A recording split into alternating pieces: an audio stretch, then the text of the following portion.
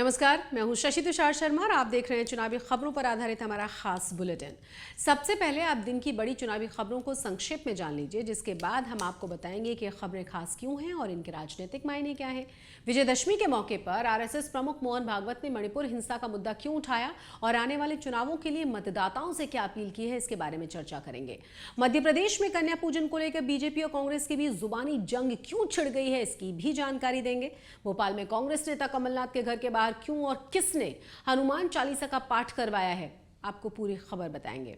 विधायक बीजेपी के जो हैं टी राजा सिंह ने एआईएमआईएम प्रमुख असदुद्दीन ओवैसी ने क्या चुनौती दी है, इसकी भी चर्चा होगी। बुधवार को होने वाली वन नेशन वन इलेक्शन की बैठक से जुड़ी अपडेट भी हम आपको इस खास पेशकश में देने जा रहे हैं, लेकिन सबसे पहले हम समझ लेते हैं इन तमाम खबरों को अब विस्तार से। विजयदशमी के मौके पर आरएसएस प्रमुख मोहन भागवत ने मणिपुर हिंसा का मुद्दा उठाया। उन्होंने कहा कि मणिपुर में हिंसा भड़की नहीं बल्कि भड़काई गई थी। उन्होंने कहा कि मणिपुर में कुकी और मैतेई समुदाय सदियों से साथ रहते आए हैं, तो अचानक से झगड़ा हुआ क्यों। साथ ही साथ मोहन भागवत ने यह भी कहा कि चुनाव में भावनाएं भड़काकर मतों की फसल को काटने की कोशिश होती है, लोगों को इससे सावधान रहना चाहिए। जिस पर उद्धव गुट के नेता संजय राउत ने पलटवार करते हुए कहा है कि मोहन भागवत डरे हुए हैं और इसीलिए वो ऐसी बातें कर रहे हैं। अब दोनों ही बयान आपको सुनवा देते हैं कि मोहन भागवत ने क्या कहा है और उसके जवाब में क्या कहा गया है संजय राउत की तरफ से। में भड़काऊ बातों से भड़ककर उकसावे में आकर नहीं करना है। ठंडे दिमाग से सोचिए कौन अच्छा है, किसने अच्छा काम किया है। सबका अनुभव अब भारत की जनता के पास है, सबका अनुभव ले लिया। अब इसमें कौन अवेलेबल बेस्ट, उसको देना। ऐसा हमको चलना पड़ेगा। मतदान के प्रचार के समय ये सारे हथकंडे फिर से अपनाए जाएंगे, उसकी आग में हमको पड़ना नहीं चाहिए। ये ध्यान रखकर हम आगे बढ़े। देखिए, मोहन राव भागवत जी ने देश को विचार देना चाहिए। दशहरे के दिन नागपुर में आरएसएस का जो एक मेड़ावा होता है, रैली होती है, उसमें विचार दिया जाता है। वहाँ राजनीति नहीं की जाती, वहाँ राष्ट्रहित की बात की जाती है, हमेशा हमने देखा है। लेकिन आज अगर सरसंघ चालक जी ने कहा है कि भिन्न विचारों के लोग आते हैं और विरोध करते हैं, कौन सा विरोध किया? क्या मणिपुर के बारे में सवाल पूछा कि विरोध किया? क्या किसी उद्योगपति को देश बेचा जा रहा है, उस बारे में सवाल पूछा तो कौन सा विरोध किया? लद्दाख में चाइना घुस गया है, उस बारे में सवाल पूछा तो क्या विरोध किया? तो दरअसल मणिपुर हिंसा आगामी चुनावों के लिए बहुत ही ज्यादा संवेदनशील मुद्दा बन चुका है। शुरुआत से ही सभी राजनीतिक पार्टियां इसे अपने अपने तरीके से भुनाने की कोशिश में जुटी हुई हैं ताकि इसका फायदा उन्हें आने वाले चुनावों में मिल पाए। अब रुक करते हैं अगली खबर का। मध्य प्रदेश में नवमी पर कन्या पूजन को लेकर सीएम शिवराज सिंह चौहान और कांग्रेस के नेता दिग्विजय सिंह के बीच जुबानी जंग छिड़ गई है।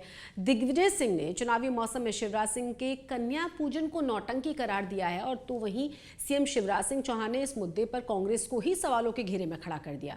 उन्होंने कहा कि सनातन और शिवराज का विरोध करते करते दिग्विजय सिंह इतने निचले स्तर पर पहुंच गए हैं कि उन्हें बेटियों के सम्मान से भी तकलीफ होने लगी है। शिवराज ने यह भी कहा कि कांग्रेस अपना स्टैंड साफ कर दे कि क्या वो बहन बेटियों की पूजा के खिलाफ हैं। अब आपको सुनवाते हैं कि दिग्विजय सिंह ने इस पर क्या कहा था और क्या कहा गया जवाब में शिवराज सिंह चौहान की तरफ से। देखो, मुख्यमंत्री की तो बात मत करो, इससे बड़ा मैं समझता हूं कि झूठा और नाटक नौटंकी वाला करने वाला मुख्यमंत्री मैंने नहीं देखा, व्यक्ति मैंने नहीं देखा। अब तो नरेंद्र मोदी जी भी इससे खतरा महसूस कर रहे हैं। इतना बड़ा नौटंकी, हमसे बड़ा नौटंकबाज कैसे हो गया ये वही कर सकता है जिसके मन में पवित्र भाव हो, जिसमें भारतीय संस्कार हो। बहन और बेटियों को टंचमाल कहने वाले, आइटम कहने वाले ये नहीं कर सकते। नवमी के मौके पर शिवराज सिंह चौहान ने सीएम हाउस में 350 कन्याओं का कन्या पूजन किया, उन्हें भोज करवाया। शिवराज ने बाकायदा कन्याओं का पूजन किया, अपने हाथों से उन पर फूलों की बारिश भी की। दरअसल शिवराज सिंह चौहान की चुनावी रणनीति में महिलाओं संबंधी योजनाओं का बोलबाला रहा है, और ऐसे में उन्होंने कन्या पूजन करवाया है तो मानो कि कांग्रेस को इसे चुनावी नौटंकी करार देने का मौका मिल गया हो। मध्य प्रदेश में टिकट न मिलने से नाराज कांग्रेस के नेता विष्णु विश्वकर्मा ने कमलनाथ के घर के बाहर हनुमान चालीसा का पाठ करवाया है। दिलचस्प बात यह है कि ये वही कांग्रेस नेता हैं जिन्होंने कमलनाथ की जीत के लिए हनुमान चालीसा का पाठ करवाया था। अब उसी नेता ने टिकट न मिलने पर प्रदेश कांग्रेस अध्यक्ष की सद्बुद्धि के लिए पाठ करवाया है।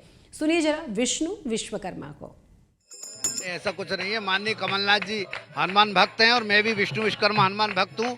मैंने 51,000 हनुमान चालीसा के पाठ हुजूर विधानसभा में 226 खेड़ापति हनुमान मंदिर पर किए हैं और माननीय कमलनाथ जी को मुख्यमंत्री बनाने के लिए और हुजूर विधानसभा को जीतने के लिए किए हैं।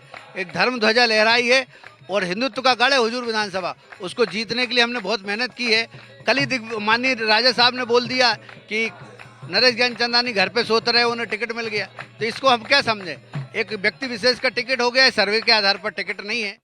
तो दरअसल विष्णु विश्वकर्मा हुजूर विधानसभा सीट से टिकट मिलने की उम्मीद में थे, लेकिन कांग्रेस ने उनकी बजाय नरेश ज्ञानचंदानी को अपना प्रत्याशी चुन लिया और उसके बाद विष्णु विश्वकर्मा ने विरोध प्रदर्शन करने के लिए हनुमान चालीसा का सहारा लेना ठीक समझा है। उधर बीजेपी विधायक टी राजा सिंह ने एआईएमआईएम प्रमुख असदुद्दीन ओवैसी को चुनौती देते हुए कहा है कि अगर दम हो तो वो उनके खिलाफ चुनाव लड़कर दिखाएं।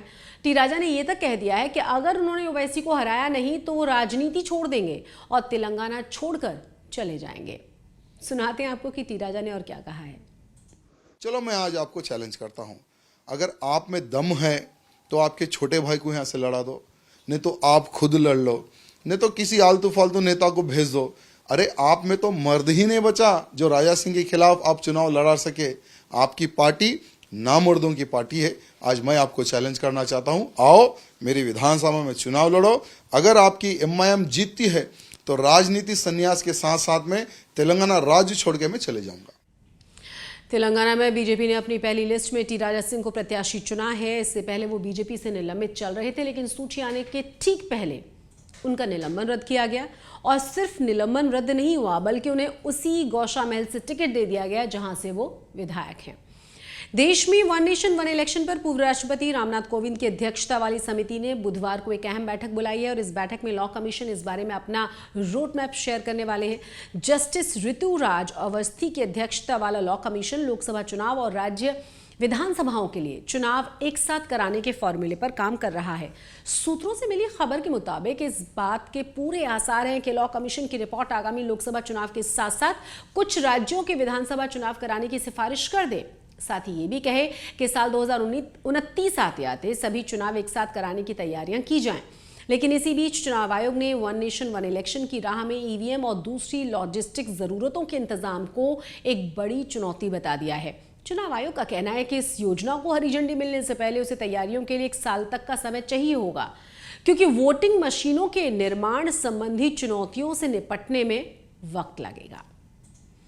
चुनावी खबरों के हमारे इस खास बुलेटिन में फिलहाल इतना ही, लेकिन चुनाव से जुड़ी हुई तमाम जानकारियों के लिए और हर दिलचस्प अपडेट के लिए आप सब्सक्राइब कीजिए चुनाव आज तक को। मुझे दीजिए इजाजत। नमस्कार।